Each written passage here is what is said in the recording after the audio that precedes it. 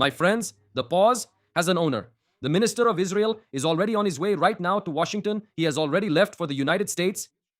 A meeting with the American president scheduled for tomorrow. So, stay with me until the end because I'm going to show you a public statement from the American Vice President about the government of Israel that changes the scale of the hypothesis I raised yesterday about him.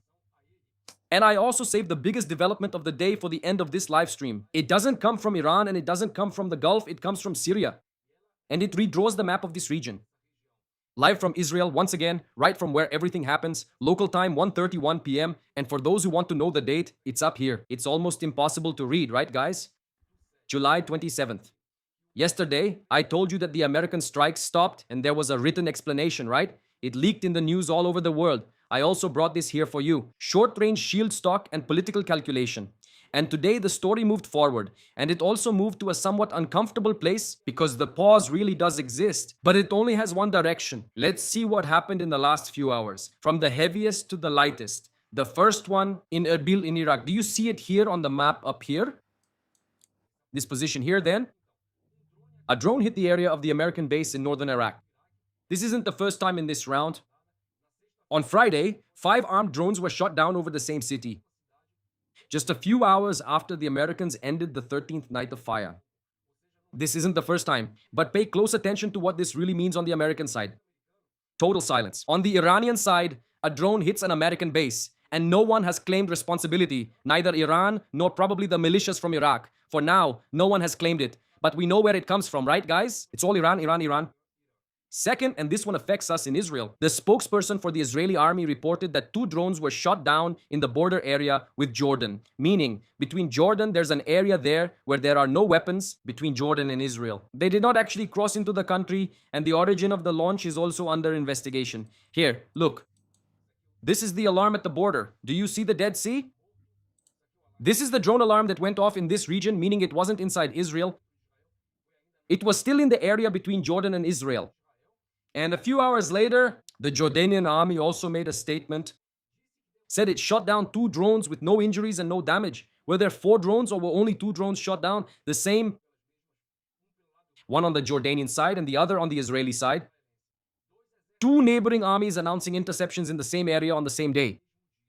And there was also a similar case in Syria a few days ago. The origin of that shot still hasn't been officially disclosed. I'm not saying it's Iran, folks. I'm just saying the vector is east, meaning it came from there and no one has claimed responsibility so far. Third, the Strait. Today, Iranian state media released a valuable report showing who's in charge there. According to the report, since dawn, 6 ships have tried to cross the Strait of Hormuz through the southern corridor, meaning here in this region, folks. Let's put it here, look. Here through the Oman region, okay? In this region here, look, this area here, they tried once again not to go through the Iranian route after they turned off the navigation and location systems. One of these ships was involved in an incident. That's the word they used, the Revolutionary Guard. The other 5 were forced to turn back to the Persian Gulf, meaning they didn't make it to the other side. And the statement called this corridor an illegal and unsafe route. Note the size here. This corridor, that corridor, and the south is on the side of Oman. It's the water of another country, internationally recognized as a passage route. And Iran is declaring the neighbor's water illegal. In other words, whoever passes through here either turns back or will be hit. And there was a ship that was hit. And yesterday, I also showed you that the format under discussion at the negotiation table between these two countries, there is a negotiation between Iran and Oman about who will be in charge there, which part each will be responsible for in this strait. And there is a theory about a negotiation between the United States and Iran, okay, which also concerns this area here. So today, Iran is showing in practice what that supervision they're trying to create looks like, right? Whoever goes outside the corridor they drew gets attacked or turns back. Either they're destroyed or they go back to where they came from. And on the political side, the same hard line. The spokesperson for the Iranian Foreign Ministry declared today that Iran will not allow the United States to decide when the confrontation begins, when it ends or how long it lasts. And the same Iranian foreign ministry said one more thing today, which is also fundamental. So you don't get fooled by this temporary pause since Friday, because there are already people out there celebrating world peace, right? They stated that the mediators are bringing messages from Washington to them, but at this stage, there are no negotiations at all between Iran and the United States. Just to make it clear and confirm something we've already been saying here, nothing official has been declared about this pause. To me, this pause is just another tactical pause, a tactic to prepare for what's coming next. If you're just joining, go ahead and leave your like, because I know you forgot to do that, so smash that like button. Hit the thumbs up right now, because later on you'll end up forgetting to do it. Now just look at the size of these guys. Message going back and forth to the United States through third parties isn't negotiation. There's no table, there's no delegation seated, there's no schedule. And that's what a lot of people are calling the resumption of talks. Actually, it's mostly people in the media, right? But in reality, no, guys. And the vice president of the Iranian parliament laid it all out in 4 sentences. Pay attention to each one. He said that Iran will not give up avenging the blood of the previous supreme leader. He said that the situation in the strait will not return to what it was before the confrontation. He said that they are ready for any American or Israeli adventure, and that they will make both of them regret it. And he also warned the United Kingdom, Bulgaria, and Ukraine not to become pawns in the hands of the Americans. Remember that Bulgaria and the United Kingdom let the Americans use their bases.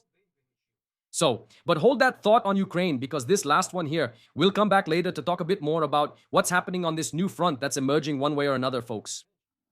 Things are heating up, pay attention and connect the dots.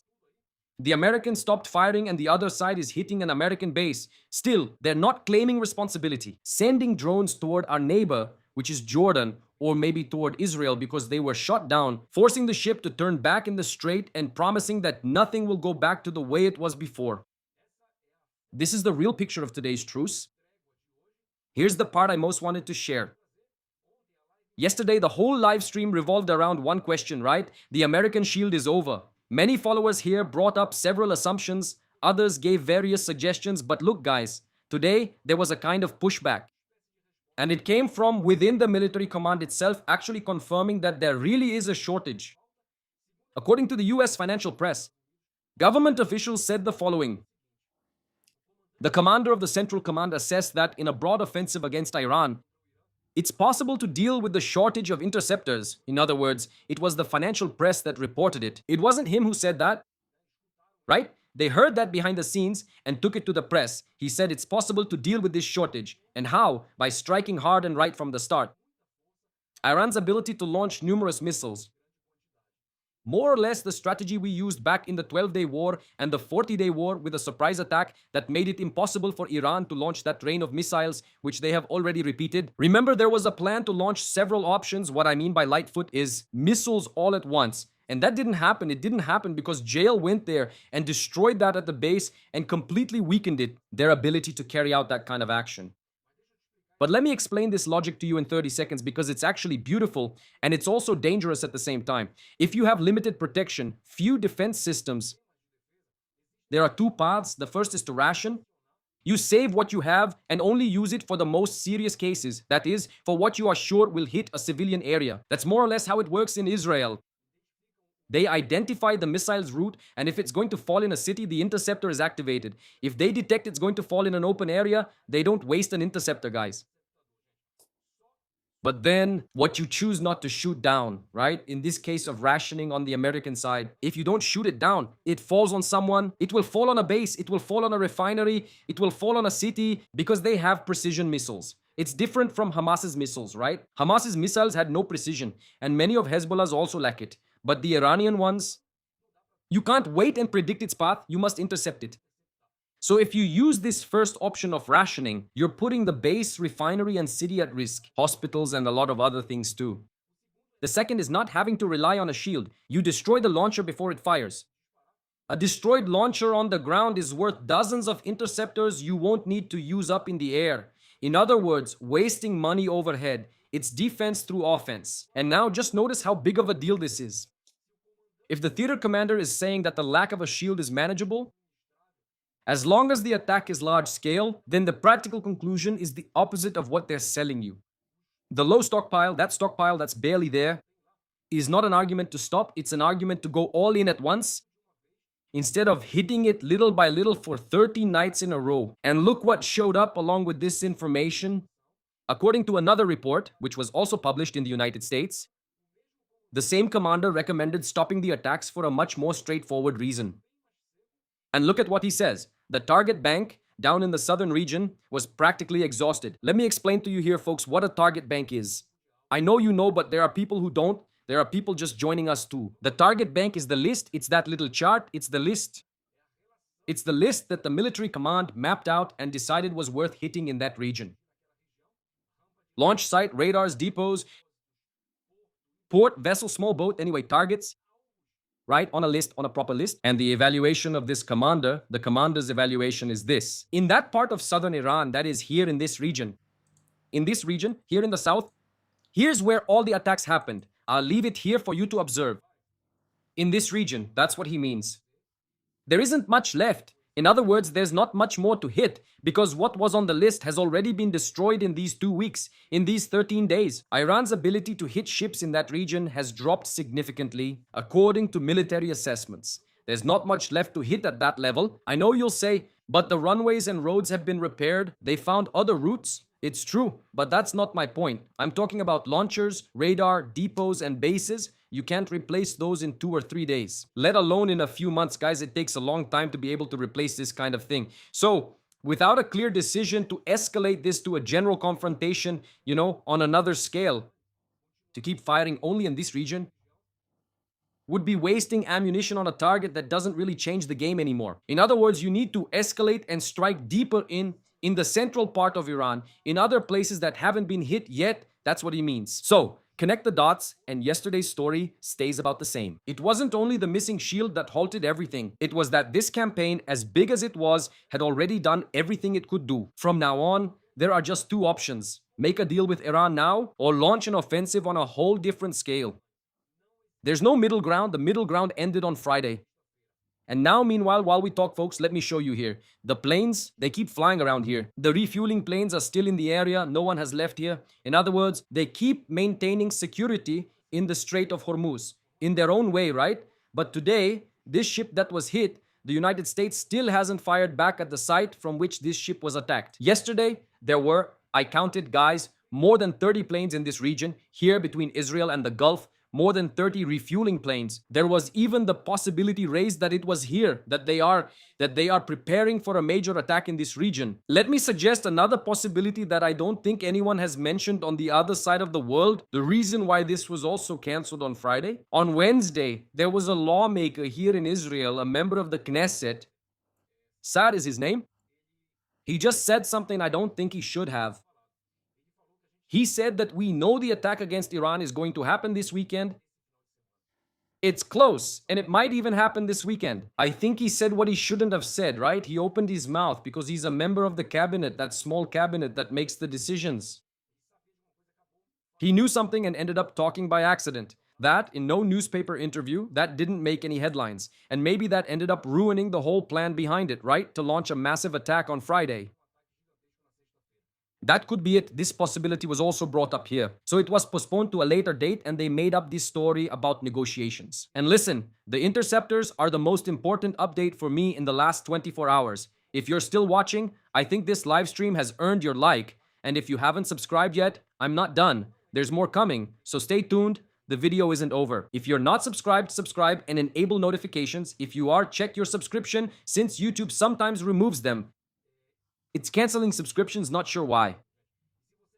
And if you don't want to depend on YouTube to get notifications when I go live, I have a channel on WhatsApp. The only thing I send there are my live streams, the link to my live stream. I don't sell you anything there. I won't ask you for anything on WhatsApp. You'll never receive a request from me on WhatsApp. If you do, it's likely someone impersonating me. But that group there, it's a group, it's a channel. You join there anonymously. Nobody needs to know you're there and you receive it. Every day I do a live. I send the link. That way, you can also know the latest videos released in the series and you also keep receiving them. You'll get it the moment I go live without relying on YouTube notifications since they'll eventually stop. You know how YouTube works, right? And if you're not subscribed, like I said, subscribe to the channel, okay? This week could turn at any moment. And now, if the lack of a shield is manageable, then why hit the brakes? Here's the analysis I read today from a military expert in Israel. It's the most uncomfortable of all. The thesis isn't mine, it's his analysis. His thesis is as follows: the American president is attempting something unprecedented in armed conflict history, a confrontation without casualties on his side. The numbers support that, according to his thesis. During the first Gulf War in 1991, the Americans lost 148 men in combat, right at the beginning of the fighting, counting everything, including accidents and causes not related to combat. There were 382 in the entire operation. And in the invasion phase of Iraq, in 2003, that first 40-day stretch, right, there were about 140 soldiers. And last Friday, 3 American soldiers died in Jordan when a ballistic missile broke through the air defense, and a 4th lost his life in Iraq while he was trying to disable or disarm a missile drone, Iranian drone, and that drone exploded. So 4 soldiers were killed in this round. And the argument of this analyst is that this administration is not willing to take even 20 casualties. Fewer than 30 casualties. They avoid any losses, folks. Now pay close attention because things get serious here. No one here is disregarding the lives of American soldiers, far from it. But a superpower can't conduct itself like this, folks. On the other side of the board, over there, Putin starts his mornings with 50 or 100 or 200 casualties every day, folks. He doesn't change anything in his plan, and neither does Zelensky. None of them. They don't consider that because it's war. I'm not saying the West should reverse this. I'm just saying that there's a middle ground and that the distance between the two extremes is being watched very closely in Beijing and in Moscow, guys. And when that extreme sensitivity drops, it drops and runs into years of neglect in the American defense industry. You end up where we are today. That's the reality, guys. Total neglect and this fear of going to war, the fear of fighting, the fear of combat. Just look at the production numbers before all of this started, and you'll see from now on, you'll believe it. The shipboard interceptor, which is the most advanced in the American fleet, was produced at an average of just over 50 units per year. Now imagine each Iranian drone sometimes activates 3 or 4 of these interceptors, which means they used to manufacture 50 per year. The high altitude interceptor, the one that catches the ballistic missile almost in the atmosphere, was produced at 25 units per year. After a special request from the government to speed up, it went up to 37 per year. And as for how many drones, I'll just use it as an example. How many drones does Ukraine produce per month, guys? Per month? More than 600. I think it's per month, okay? Some people are saying it's per day. I think it's 600 drones per month. The point defense interceptor, which is the most well-known of all, the one that's precise there, was better, okay? It's a little better and about 380 units per year. But this only protects a small area, just a little patch of land there, not the whole country. Since the conflict began, the government ordered everything to be sped up. But setting up a new production line takes years. There has been improvement, but it still hasn't reached the pace of consumption. And here I need to turn on my filter because there's one side of this equation that almost nobody factors in. The Iranian stockpile of missiles and drones has also shrunk, and in 2 ways at the same time. They used up part of it by firing at their neighbors. Now in these last rounds, and against the American bases all these months, and the other part was destroyed on the ground, before it could even be moved, in Israeli and American attacks on depots, launch ramps, and missile factories. Picture a seesaw. One side holds the American shield, the other side Iranian missiles and drones. Both sides have in fact shrunk over these months. Both sides. The seesaw may be in nearly the same spot, but now it's much more costly to go one way and much cheaper the other, right? Anyone who only shows you the shield stock dropping is only showing you half the seesaw, not the absolute truth. Here's my take, and it's fine if you disagree. Share your opinion in the comments.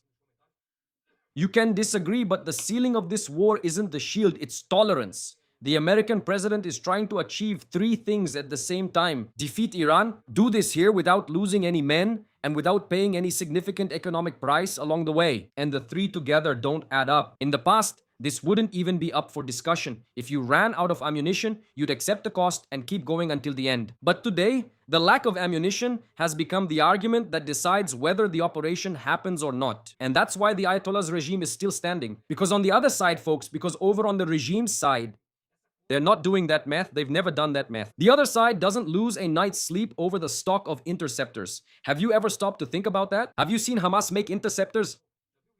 Have you ever seen Iran make interceptors? They don't worry about that at all. You know why? Their doctrine was never based on defense.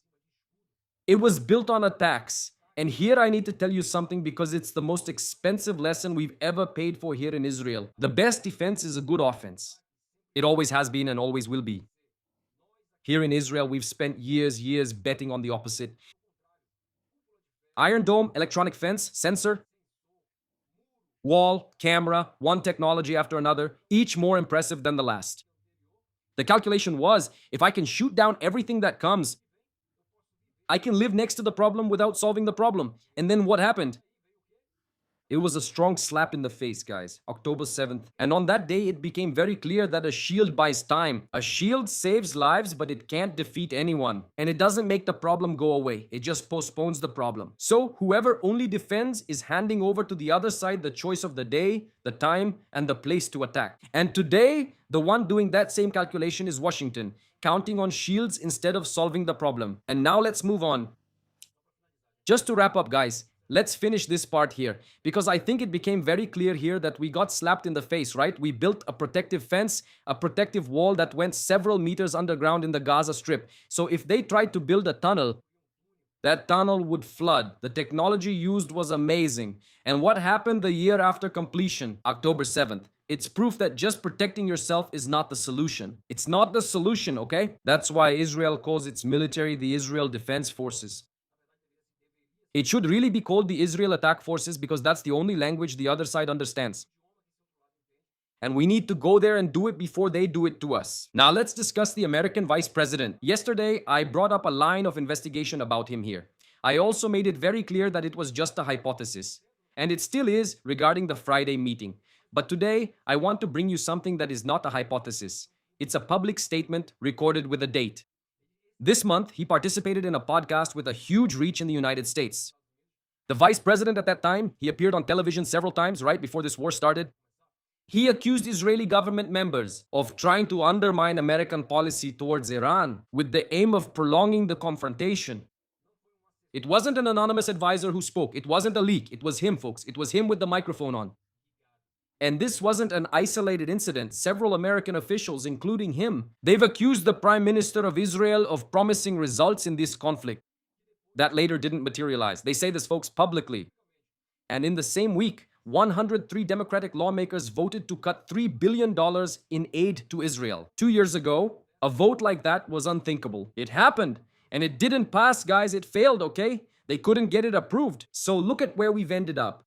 I'm not saying the vice president canceled Friday's move. I don't know. I don't think anyone knows that, and no list of who attended Friday's meeting was published. And as for the real reason, it's all just theory, guys. And it's based on statements coming out from different sides. Look at what I'm saying. The friction between the White House's political wing and the Israeli government is now public, not just behind the scenes theory. It's declared. And it's recorded. And it's against this backdrop that the Prime Minister is on his way to Washington right now. Netanyahu has already boarded the plane and he's already heading to Washington for those who are asking. All the planes are here. Look, all the planes are here, guys. I activated the filter here. For you, just watch the American refueling planes. These are the ones here. Can you put it here? And choose Armed Forces, Israeli Air Force, which actually never shows up here on this radar. But in the United States, it always shows up. So this is just a filter, okay? The planes keep flying normally. The airspace is open. Look, Netanyahu has already headed there. The meeting with the American president is tomorrow with Trump. On Tuesday at the White House. It's the 7th meeting between the two during this term. More than with any other leader in the world. And Netanyahu won't keep quiet, folks. In an interview with the American press, he said that if Iran fires at Israel, he said this today before boarding. If Iran fires directly at Israel or through someone else, the response will be tough. He said this confrontation has only two possible outcomes. Either the Iranian regime falls or Iran pays a heavy price for what it did and for what it does in the region. I think this is the first time Netanyahu talks about the regime falling. He also ended with a phrase that has been his argument for 30 years. Imagine what this regime, what he said, imagine what this regime would do if it had a nuclear weapon at its disposal. International press reports he wants to raise this exact issue with Trump tomorrow. Not leaving the Iranian nuclear program out of the agreement if there is any kind of behind the scenes deal, it's about not leaving this issue out, folks. It's about insisting on this point. He's going to Washington with his own agenda, not the ceasefire agenda. And now, look at this detail. According to the American press itself, in previous rounds of this conflict, both the United States and Israel announced high-level visits precisely as a smokescreen. Shortly before the offensive of military offensives, okay? Everyone's focused on the trip, and maybe the operation is happening behind the scenes. But I have to pump the brakes on this theory because something doesn't add up, guys. I find it very unlikely. A major offensive starting when the prime minister is abroad seems nearly impossible, especially during an election year, right? Netanyahu ran away. He went to the United States. I think that's very unlikely. And at a time like this, he needs to be here. He needs to be close to the cabinet, close to the military command, because the Iranian response is going to hit everyone here. It's going to hit everyone. So I don't think it's going to happen now, guys. So if something this big is going to happen, my bet is that it happens after he comes back, not while he's on the other side of the world. And then theories will come up that he didn't go. It was just an empty plane, just a theory, guys. I don't know. So far, we know that he ate it there, okay? So I think there is absolute coordination between Trump and Netanyahu, that everything is already very well decided and planned. Whatever it is. There's a real problem within the White House from a group opposing this. It remains an issue, no matter how committed Trump is to pursuing this war. Some in the White House oppose this war, but there are also signs that pointing the other way, that the war is just a pause. Look, A-10 fighter jets, remember that ugly fighter jet? That really ugly plane. All gray over there, with that giant cannon. It looks like a monster, right? I don't know, it has an ugly face. It's a flying tank. Anyone who plays video games knows the A-10. Pay attention, this isn't a replacement. Several planes have arrived in the Middle East, and more are leaving the United States for the region. It's for reinforcement, not rotation. More hardware is arriving here in addition to what's already in the region. No one has left. The armed forces are still in the region. The naval blockade against Iran is still in effect. In other words, no one has left, folks. This type of aircraft isn't used against modern air defenses. It only appears when there's already complete control of the skies, meaning during an actual ground invasion. I'm not going to make any definitive statements here, but I'm pointing this out so you understand that the military hardware keeps pouring into the Middle East non-stop, folks. And there's also an interpretation circulating among Arab sources that I think is the most balanced of all regarding the pause, about this current pause. It says the following: the postponement didn't come from negotiations. It came from waiting for the meeting with Israel and for the updated reports that will come from there. In other words, the pause would be to wait for that meeting between Netanyahu and Trump. Postponing is not stopping, and the next weekend could be decisive. Now let's look at the number that's driving all of this, folks. The oil, on Thursday, the barrel reached $102, the highest level in 2 months. It touched 102 and then came back down. Today it collapsed. Right now, as I'm talking to you, the barrel is around $90.28. That's a drop of more than 8 in a single day. $12 evaporated in 3 days. And look, nobody signed any agreement, guys. All it takes is the silence of the guns and oil plummets. The market's interpretation today is precise, just as I mentioned yesterday about the spreadsheet. The text says that $100 seems to be exactly the point where the Americans pull back. It hit $100.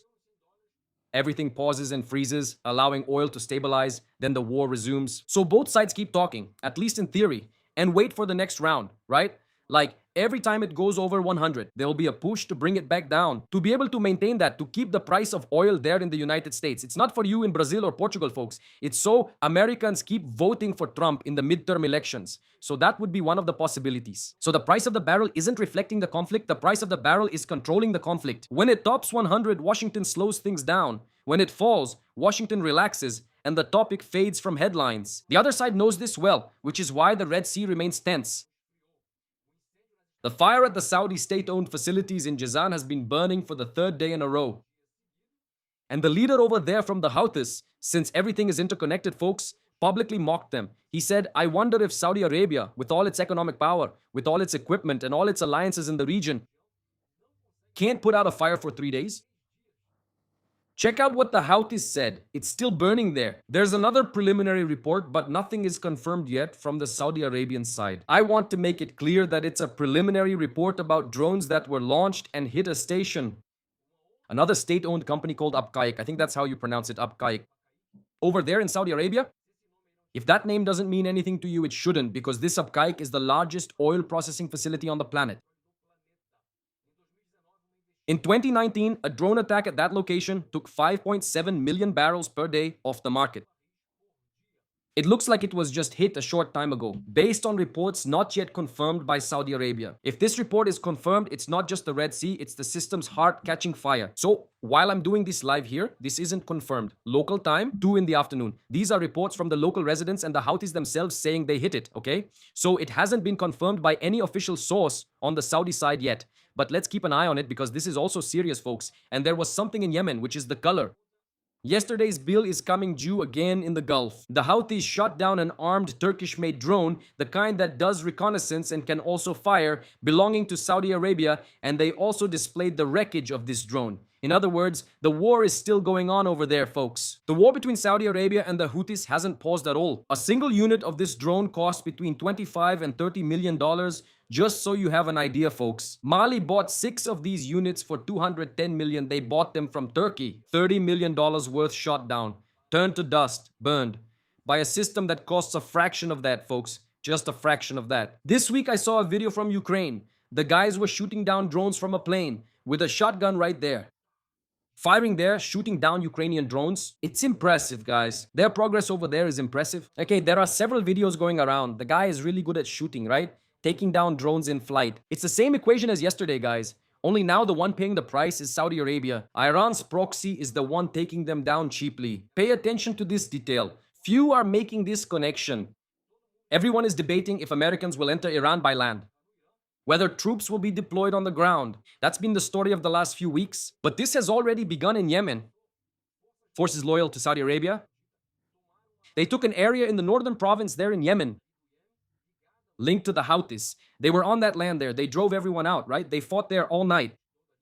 Land changing hands. Folks, this is on the ground. Man against man, okay? War on the ground right there at that exact moment. And the Saudis have been demanding, they've actually been hitting, in fact, that same province from the air in recent days. First the air, then the ground. It's the usual playbook. It's the same playbook being used in Bandar Abbas, okay? While Washington is still deciding whether to pull the trigger on the other side of the board. The fight for land has already become reality here in the Yemen region, okay? This is happening here, folks, in this region, okay? So don't be fooled. Not everything has stopped. Not everything has stopped. The war goes on. It just moved into a new phase. Let me see if I can find Yemen here to show the targets over there. Just a second. Here, look, I'm gonna put up this other map, guys. Pay attention. This is the map of Yemen. Take a look. Look at what's happening there and no one is talking about it, okay? No one talks about this, guys. Nothing, nothing. Clashes. The foreign minister of the Houthis saying things. Saudi Arabia, if the Houthis continue with their hostilities, we will respond without hesitation. In other words, the war continues here in this region, okay? While Washington is undecided, here it's already off the drawing board. And now, the update I promised you here about Ukraine. Pay attention. Yesterday, I told you that an Iranian sailor lost his life in the Ukrainian attack in the Caspian Sea. Remember that? Put the Caspian Sea up here. We talk about it. We have to show it, right? We have to show it so you can understand where it is. Take a look. Let's put the map far out, right? Look, here's Brazil. The Caspian Sea is right here. Look. Caspian Sea. Do you see that there's traffic here between Iran and this region of Russia? Is there traffic, guys? There are ships leaving from here and crossing to the other side, and from there also crossing to the Iranian side. Who knows what's going on in this area, right? Who knows what they're transporting from here? There's also an Azerbaijani port here. So anyway, there are ports here that also connect to Russia, right here at the end. Look at this, guys. Yesterday, I told you about this Ukrainian offensive, and today the Iranian foreign minister took a harsher tone. He wrote that the Ukrainian president hit an Iranian commercial ship and took the life of a crew member. He called this a blatant violation of the United Nations Charter. And then came the part that interests us here. He stated that the offensive was carried out at the behest of Israel with the aim of dragging Europe into this confrontation between Iran and Israel, also wanting to bring Ukraine into this war. And he referred to the Ukrainian president with a word of contempt. He called the man, Zelensky, the opportunist of Kiev. He repeated this here in 2 calls on state television. One with the European Union's foreign policy chief as well, and another with the Russian foreign minister. And he said in both that this cannot go unanswered. That is, the chancellor is saying there, right, that he will respond, that they will respond in some way to the attack on Ukraine. And you might ask, is it possible? Of course it's possible. If they launch missiles here from the Tabriz region, right here, Tabriz is right here. They can easily reach any point here in this region of Ukraine, okay? That's totally possible. There's a huge stockpile of missiles here, a mountain of missiles in this region of Tabriz, and it's possible, totally possible, very easy. They hit this here without any problem at all. The Russian chancellor responded with condolences to this crew member who died and even gave the name of the ship that was hit. And on the other side, the Ukrainian embassy here in Israel stated that the ship was carrying drone and missile components. Tehran says the cargo was entirely civilian. And the president there, Zelensky, gave a response to wrap up this point. They asked him if he was worried about the possibility of Iran hitting Ukraine with missiles. He replied that Iran has already hit Ukraine by providing weapons to Russia. He said he needs to act carefully not to open a new front, and said that you can't trust these people because without any Ukrainian provocation, they had already armed the other side, which is the Russian side, right? In other words, Iran needs to deliver something, some response to its domestic audience, and there might be an attack, guys. We shouldn't rule out that possibility because there's definitely a chance it could happen without any problem. Then you see, right, that Iran's problem is also Europe's problem, okay? Iran still needs to provide something for its domestic audience, right? And responding against the Americans is way too costly. Now, in the middle of a negotiation they're in, it's better to respond to Ukraine, which is the cheaper target. It's far away. It's convenient to blame Israel for everything, rain or shine as usual. Because of El Nino too, everything is Israel's fault. It solves the domestic problem without derailing the negotiations over there in Hormuz. Let's put it here in the strait again so we can visualize it. Or would it be better to put it on the plane? On the plains. The planes are still here, guys. They're still here. Look, circulating in this region. Here's the final piece I've saved, which almost no one is noticing, but I believe is the day's most important for our region's future. Syria. The Syrian president gave an interview to an Arab network last night, and what he said changes a lot of things. He said that Syria is working to reach a security agreement with Israel with the participation of a group of countries. He didn't say which countries. He said that if this agreement works out, it could pave the way for broader peace in the region. He said that Syria avoids confrontation with Israel and has no interest in it. And he also said that he does not intend to intervene militarily in Lebanon, contrary to what Trump said about him intervening. He said he doesn't plan to intervene militarily in Lebanon, and that he supports keeping weapons exclusively in the hands of the Lebanese state, along with the authority to decide on peace and war. And my name is not Daniel, my name is Davi, guys. Davi, okay? They call me Davi. He also made the usual comment about the Golan Heights. Let's show it on the map for those unfamiliar.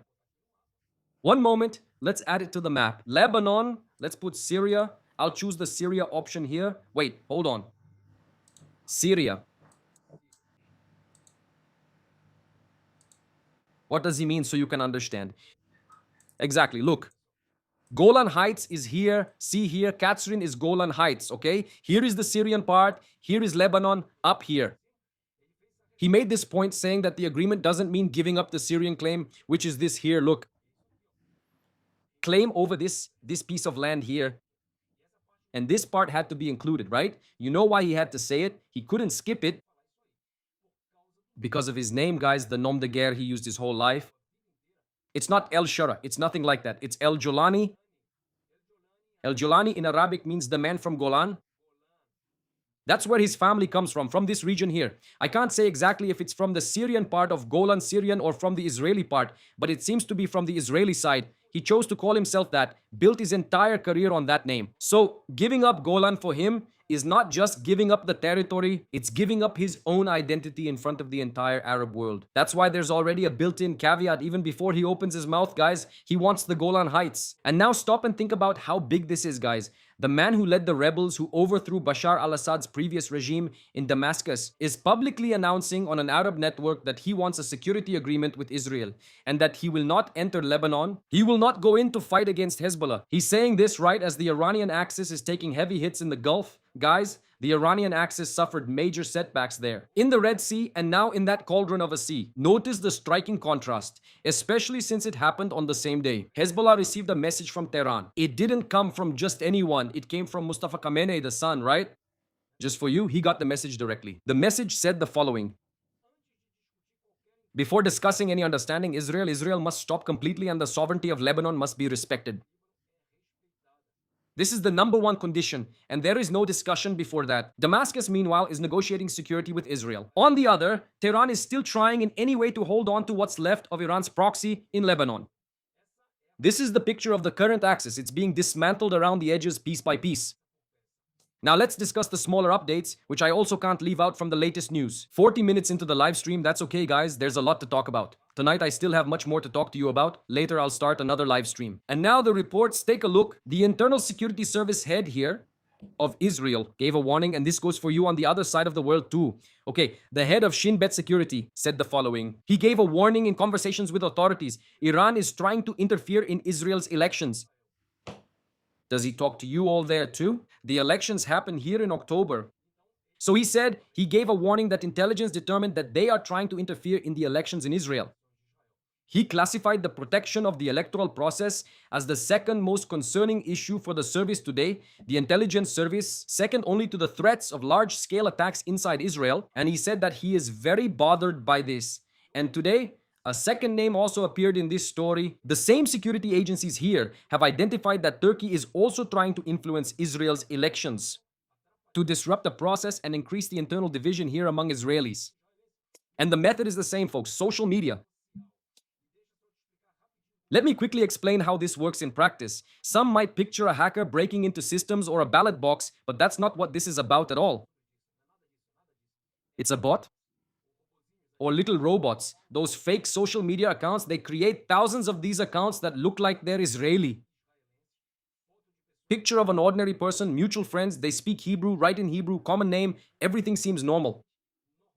And then these profiles join the discussions that are already heated here against Netanyahu or in favor of Netanyahu, religious against secular, right against left, those who serve in the army and those who don't serve in the army. The goal isn't always to make you vote for someone. Many times it's just to convince you. Your enemy is your neighbor within Israel, not outside. It's your own neighbor who's right wing while you're left wing. It's about turning Israelis against Israelis.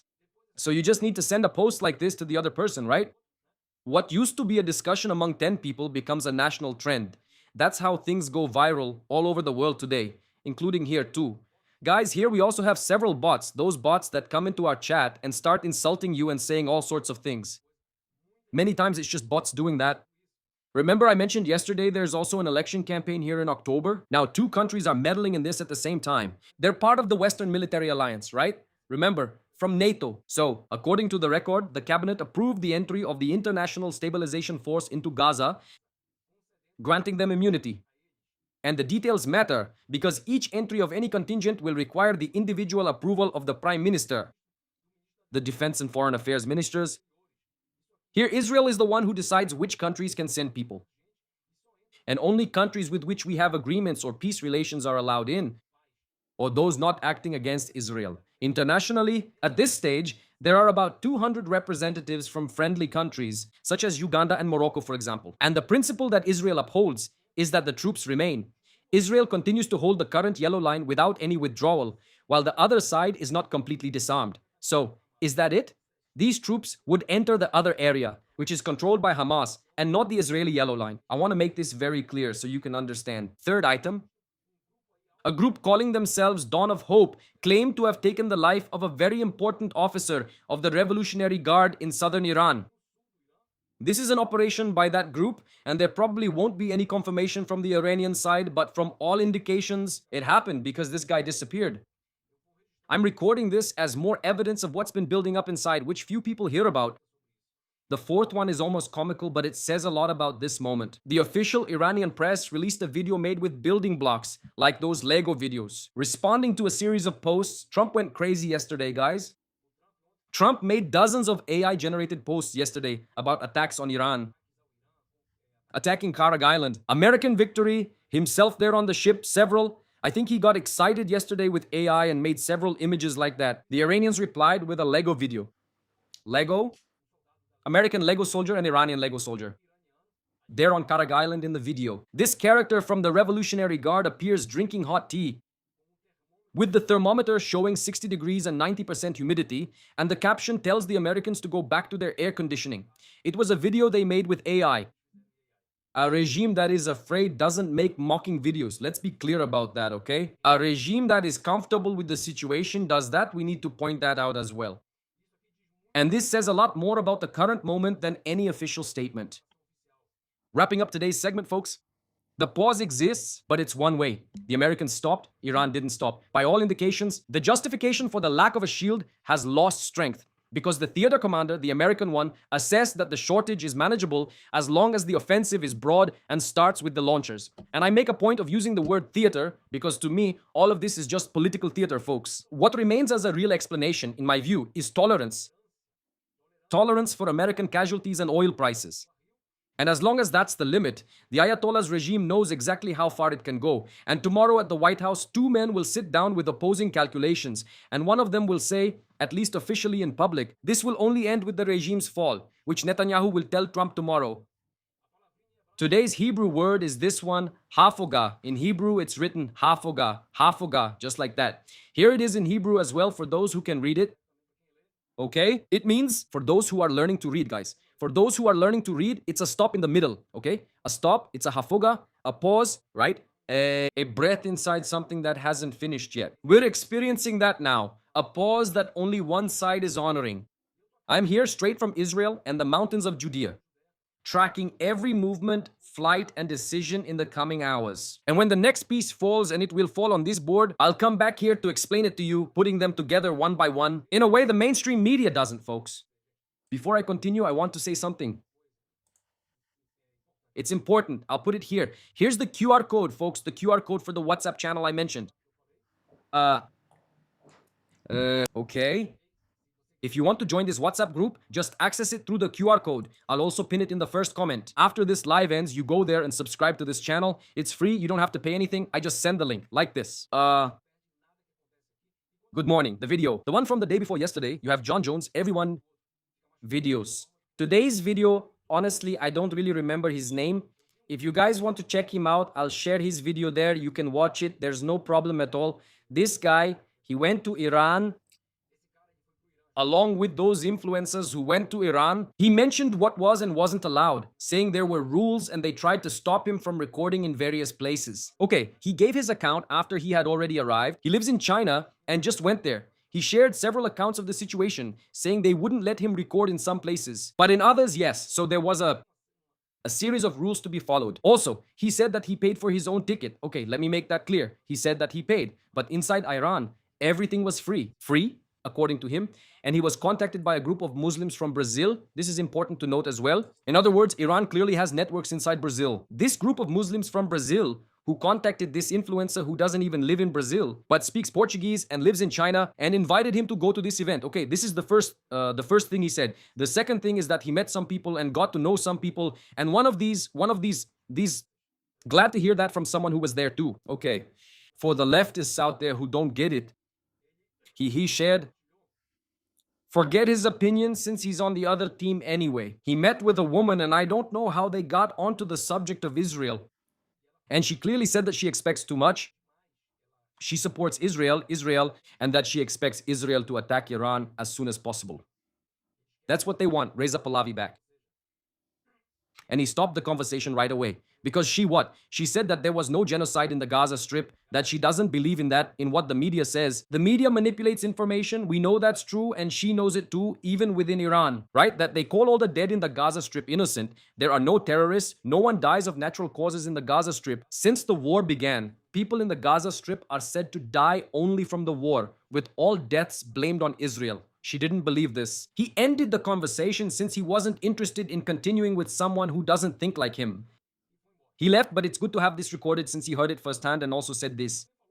He said that there are people, right? He met someone. What's the possibility, the probability of you finding someone, right, who supports Israel inside Iran, in Tehran, at the time of Khamenei's funeral? There are many, so it was easy for him to find someone. It was easy to find this woman, this person, and him too.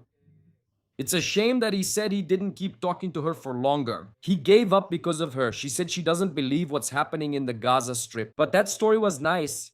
He talks about everything he went through there. It was a really long video, actually a live stream he did. A story from inside. The question is, will other Brazilian influencers do the same? Will they give their real story without any filter, like he said, because if he were holding back, he wouldn't have talked about Israel. Do you agree? Even though he's far away, he wouldn't have brought this up. He would have let this subject slide. But he mentioned this part. It's important, guys. Even from the other side of the map, he provided information confirming there are people inside who support Israel. Firsthand, from on the left side of the map. Speaking of which, that's really important. Let me check if anything's happening here, okay? Thank you again to all friends who support the channel in any way, whether through WhatsApp or sharing. You can support by liking, donating via Pix, or becoming a channel member. Any support is appreciated and I thank you deeply. Since relying on YouTube alone, I wouldn't have been here for a long time, guys. Thanks to you, I'm here. YouTube, when discussing war, it doesn't give anything, okay? Practically nothing. I know you know I don't have any sponsors on the channel and I don't even want sponsors on the channel. I'm not aiming for sponsors on the channel. Anyway, selling things, that's not my goal. I've never had that goal. You know me. So you are the real sponsors. I thank you all from the bottom of my heart. Let me see if there's any news from Iran right now. There is something from the candidates here in Israel, Bennett, who said that if he is elected, if he manages to win the elections and becomes Prime Minister of Israel again, he will cut relations. And he will designate Qatar as an enemy of Israel. Because according to him, there is evidence that Qatar provides money to Iran. According to him, okay? That was explosive today, coming from a former prime minister who likely has insider information too, to have said that on television. My friends, this is the live stream right now. Thank you to everyone involved. I'll return later with more updates from this region. A hug to all my friends from Israel and from all over the world, and see you at the next live stream.